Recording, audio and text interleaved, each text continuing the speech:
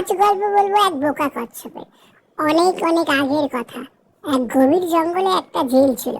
সেই ঝিলের আশেপাশে অনেক পশু পাখির সাথে দুটো রাজহাঁস আর কচ্ছপ একসাথে বসবাস করত। তাদের মধ্যে বন্ধুত্বটা ছিল বেশ গাঢ়। হঠাৎ প্রখর রোদে যখন ঝিলের জল শুকিয়ে আসে, তারা কোথায় থাকবে এই নিয়ে চিন্তায় পড়ে গেলে রাজহাঁস দুটো ঠিক করে তারা অন্যত্রে চলে যাবে। তাই কচ্ছপ তাদের বন্ধু হয়ে তাদেরকে খুব অনুরোধ করতে থাকে যেন তাকেও তাদের সাথে নিয়ে যায়।